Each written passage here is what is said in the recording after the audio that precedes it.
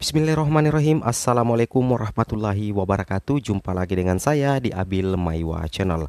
Jadi teman-teman, channel ini merupakan channel pendidikan tempat kita berbagi tentang aplikasi pendidikan Microsoft Office serta tips dan triks komputer. Jadi teman-teman, di video kali ini admin akan berbagi sebuah pembahasan soal materi penting yang berkaitan dengan kompetensi teknis profesional, dan ini admin tujukan untuk teman-teman yang memilih jabatan guru kelas SD dan tentunya yang memilih juga mapel IPA. Jadi teman-teman guru honorer kuasai sekarang karena ujian P3K guru itu sudah semakin dekat. Oke teman-teman ya, tanpa berbasa-basi lagi kita langsung ke video soalnya saja. Jadi untuk soal nomor pertama di sini admin menyajikan soal IPA teman-teman ya. Di sini soal kompetensi IPA, soal kompetensi teknis profesional mata pelajaran IPA untuk SD dan mapel IPA. Nomor 1, Anmes menimbang sebongkah kayu dengan neraca 2 lengan seperti tertera pada gambar. Jadi teman-teman perhatikan dulu gambar neraca ya. Jadi di sini ada sebongkah kayu ya, sebongkah kayu dengan neraca 2 lengan seperti tertera pada gambar. Nah, di sini ada 50 gram, kemudian ada 1 gram dan ada 2 ons teman-teman ya. Nah, jadi timbangannya itu ada 1 gram, 2 ons dan 50 gram. Sedangkan batunya ini seperti ini. Nah, pertanyaannya, berapa massa kayu yang ditimbang oleh Anmes? Ini adalah contoh soal rumit yang membahas tentang kompetensi profesional IPA teman-teman ya. Dan tentunya ini berkaitan dengan jabatan guru pada saat seleksi P3K nantinya. Nah, teman-teman silahkan jawab dulu ya. 5, 4, 3, 2, dan 1. Jadi jawabannya teman-teman di sini adalah C, yaitu 1250 gram ya. Nah, di sini kita coba lihat contoh pembahasan soalnya. Seperti ini teman-teman ya tampilannya. Jadi teman-teman harap paham ya di sini. Nah, di sini jelas pembahasannya, massa kayu yang terukur merupakan, nah di sini teman-teman perlu pahami tadi di timbangan itu ada memang massa kayu yang terukur, yaitu mulai dari 1 kilogram, kemudian ada 2 ons, kemudian ada 50 kilogram. Nah, 1 kilogram itu sama dengan 1000 gram teman-teman ya. 2 ons itu sama dengan 200 gram dan 50 gram sama dengan 50 gram. Jadi intinya satuan beratnya ini semuanya ini diubah ke dalam gram ya. Semuanya diubah ke dalam gram. Nah, setelah itu kita jumlahkan 1000 gram ditambah 200 gram ditambah 50 gram, hasilnya itu adalah 1250 gram. Nah, seperti itu teman-teman ya. Jadi jawaban yang paling tepat adalah C. Nah, seperti itu caranya menghitung pada saat kita disajikan contoh soal seperti itu. Jadi teman-teman perhatikan satuan beratnya saja ya, seperti itu ya. Oke, kita lanjut ke soal nomor 2. Nah, soal nomor 2 seperti ini teman-teman ya. Jangan sampai ada tipe soal yang seperti ini. Diperhatikan gambar berikut. Jadi ini soal bergambar. Di situ ada gelas berisi air, kemudian dalamnya ada batu, ada P dan Q. Nah, keterangannya P itu adalah bendanya, sedangkan Q-nya itu P itu adalah air ya. Kemudian benda Q itu adalah benda yang ada di dalam. Nah, sifat-sifat benda pada gambar di atas merupakan P itu adalah air teman-teman ya. P itu adalah air, volume, bentuk. Nah, kemudian Q itu adalah batu. Nah, jadi teman-teman harus bisa memahami kira-kira P ini apa, kemudian Q ini apa. Kalau P itu berarti kalau kita perhatikan padanya berarti itu seperti cairan ya. Sedangkan atau air, sedangkan batu ini adalah benda keras ya, seperti itu. Nah, kita lihat sifat-sifatnya. Untuk P kan air, volume, bentuk. A tetap. Kemudian Q atau batu berubah tetap. Nah, sedangkan kita lihat opsi B, tetap atau berubah untuk air, sedangkan Q tetap seperti itu ya. Nah, sedangkan C berubah tetap, sedangkan D berubah atau tetap. Nah, silakan teman-teman perhatikan gambarnya. P, tanda panahnya P ini dan tanda panahnya Q ini mengarah ke mana? Mengarah ke benda mana? Jadi silakan teman-teman tentukan pilihan jawabannya. Nah, tipe soal ini sering naik di ujian P3K dan CPNS teman-teman, dan ini adalah salah satu tipe soal yang sangat rumit teman-teman. Ini sebenarnya gampang, cuman gampang-gampang rumit sebenarnya. Nah, silakan teman-teman jawab. 5, 4, 3, 2, 1. Jadi jawaban yang paling tepat adalah B, tetap berubah dan tetap. Nah, seperti itu. Sekarang kita coba lihat saja pembahasannya teman-teman ya. Pembahasannya seperti ini. Nah, P merupakan benda cair, sedangkan Q adalah merupakan benda padat. Nah, P kan benda cair berarti volumenya itu tetap. ya volumenya itu tetap, bentuknya berubah-ubah teman-teman. Sedangkan Q yang benda padat dalam air itu adalah batu, volumenya tetap, bentuknya juga tetap. Berarti tidak ada perubahan sama sekali baik volume maupun bentuk. Nah, oleh karena itu, untuk bisa menjawab tipe soal seperti ini, teman-teman guru honorer itu wajib memahami sifat-sifat zat. Nah, sifat-sifat zat di sini yang pertama, zat padat itu volumenya tetap, bentuknya tetap. Sifat zat cair, volumenya tetap, bentuknya berubah, sedangkan gas itu volumenya berubah dan bentuknya berubah. Seperti itu teman-teman ya. Jadi untuk soal nomor 2 jawabannya adalah B, seperti itu. Kita pindah ke soal nomor 3. Nah, soal nomor 3 contohnya seperti ini. Meskipun di soal itu nomor 5, tapi admin anggap soal nomor 3. Di sini karat yang terbisa pada besi diakibatkan oleh reaksi. Jadi ini ada kayak reaksi kimia atau reaksi biologi seperti itu teman-teman ya. Karat yang terjadi pada besi diakibatkan, berarti terbisa bukan ya. Karat yang terjadi ya. Karat yang terjadi pada besi diakibatkan oleh reaksi antara A. oksigen dan air, B. nitrogen dan air, C. hidrogen dan helium, D. oksigen dan karbon dioksida. Nah, untuk soal nomor 3 ini atau soal nomor 5 silakan teman-teman jawab dulu. 5, 4, 3, 2, 1. Jadi jawaban yang paling tepat untuk soal nomor 3 atau nomor 5 ini adalah A teman-teman, yaitu oksigen dan air. Nah, sekarang untuk lebih jelasnya kita lihat pembahasannya di sini.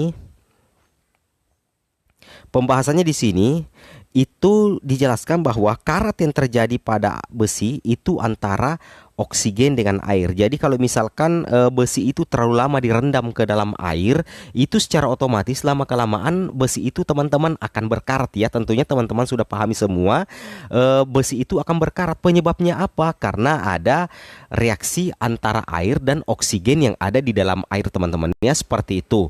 Maka secara otomatis besi akan berkarat. Seperti itu ya. Jadi jawabannya adalah A. Oke, kita pindah ke soal nomor berikutnya. Nah, soal nomor berapa ya? Soal nomor 4 atau nomor 6.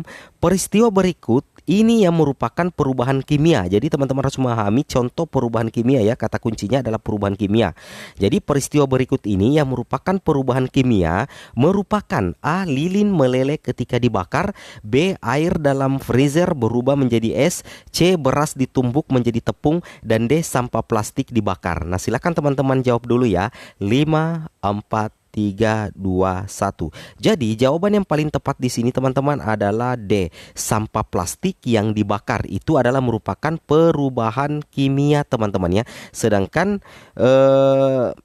air dalam freezer itu berubah menjadi es, itu adalah perubahan dari benda cair menjadi benda padat ya, seperti itu ya. Nah, sekarang kita coba lihat pembahasan materinya di sini. Nah, di sini perubahan kimia akan menimbulkan zat baru teman-teman ya. Jadi perlu teman-teman pahami, perubahan kimia itu kata kuncinya itu pasti menimbulkan zat baru. Contohnya sampah plastik. Nah, sampah plastik ketika dibakar maka akan menjadi asap ya, akan ada asap yang ditimbulkan. Seperti itu teman-teman ya. Jadi perubahan kimia itu kata kuncinya itu menimbulkan zat baru. Contohnya sampah plastik yang dibakar. Jadi jawaban yang paling tepat adalah D. Nah, sekarang kita lanjut ke soal berikutnya teman-teman ya.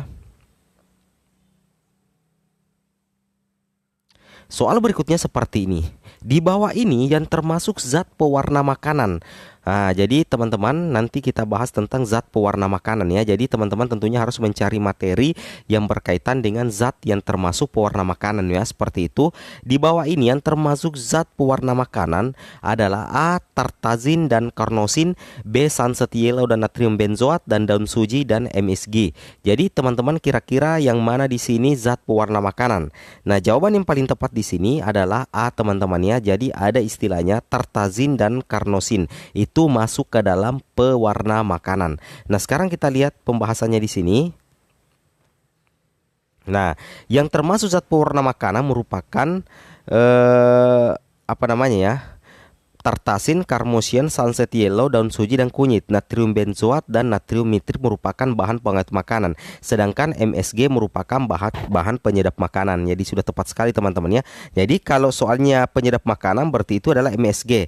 Sedangkan natrium benzoat dan natrium nitrit itu merupakan bahan pengawet makanan. Sedangkan zat pewarna makanan itu mulai dari tartisin, karmosin, sunset yellow, daun suji, dan kunyit. Nah, jadi yang termasuk zat pewarna makanan itu tartazin, karmosin, sunset yellow, daun suji, dan kunyit. Itu masuk ke dalam pewarna makanan. Sedangkan kalau natrium benzoat dan natrium nitrit teman-teman itu masuk ke dalam bahan pengawet makanan. Sedangkan MSG merupakan bahan penyedap makanan. Jadi ada 3 pengetahuan yang teman-teman bisa pahami di sini.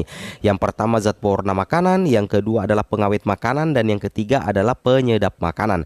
Jadi jawaban yang berpasangan yang paling tepat adalah A. Seperti itu teman-teman ya. Sekarang kita lanjut ke soal berikutnya. Nah, soal berikutnya seperti ini teman-teman ya. Perhatikan kegiatan berikut. 1. Aktif mengikuti organisasi. 2. Rajin beribadah. 3. Bergaul dengan siapa saja. 4. Olahraga yang rutin. Kegiatan yang bisa menghindarkan diri kita dari penyalahgunaan narkoba merupakan A. 1, 2, dan 3. B. 1, 2, dan 4. C. 1, 3, dan 4. D. 2, 3, dan 4. Nah, sebelum admin menjawab, silakan teman-teman uji pengetahuan dulu. Silakan teman-teman jawab. 5, 4, 3, 2, 1. Oke, sudah dijawab teman-teman. Silakan komen juga di kolom komentar teman-teman ya. Jadi jawaban yang paling benar di sini adalah 1, 2, dan 4. Yang pertama, aktif mengikuti organisasi. 2, rajin beribadah. Dan yang ketiga adalah olahraga yang rutin. Jadi jika teman-teman mengalihkan perhatian teman-teman untuk mengikuti organisasi, kemudian lebih mendekatkan kepada Allah Subhanahu wa taala dan lebih rajin berolahraga, secara otomatis kita bisa terhindar dari penyalahgunaan narkoba teman-teman ya. Nah, seperti itu. Inilah salah satu 3 cara untuk kita menghindarkan diri dari narkoba. Aktif mengikuti organisasi, rajin beribadah, dan tentunya olahraga yang rutin. Kalau kita pilih 3, bergaul dengan siapa saja, bisa jadi kita bergaul dengan orang yang salah, yang justru nantinya menjerumuskan teman-teman terhadap penyalahgunaan narkoba. Seperti itu teman-teman ya. Oke, kita lihat pembahasannya dulu di sini. Nah, di sini ya sudah jelas bahwa kegiatan bisa menghindarkan diri kita terhadap penyalahgunaan narkoba. Yang pertama, aktif mengikuti organisasi.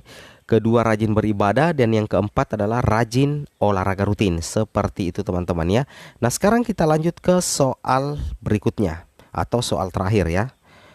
Nah, soal berikutnya adalah kabel telepon harus dipasang secara kendor ya. Jadi di sini soalnya kabel telepon harus dipasang secara kendor karena A. mencegah pemuaian di siang hari. Jadi ini berkaitan dengan pemuaian ya. Ini berkaitan dengan pemuaian teman-teman ya. Ini berkaitan dengan penyebab kabel telepon itu harus dipasang secara kendor karena A. mencegah pemuaian di siang hari, B. mencegah putusnya kabel di siang hari, C. memberi ruang pemuaian di siang hari, dan D. mencegah putusnya kabel karena mengencang di malam hari. Nah, seperti biasa teman-teman ya, silahkan teman-teman jawab.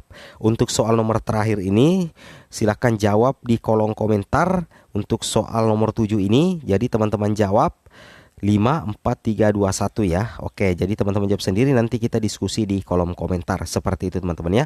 Oke teman-teman, mungkin cukup sampai di sini sedikit pembahasan soal materi kompetensi profesional untuk teman-teman guru honorer, utamanya yang guru kelas SD dan mapel IPA. Semoga video ini ada manfaatnya walau sedikit. Jangan lupa like, comment, and subscribe. Assalamualaikum warahmatullahi wabarakatuh.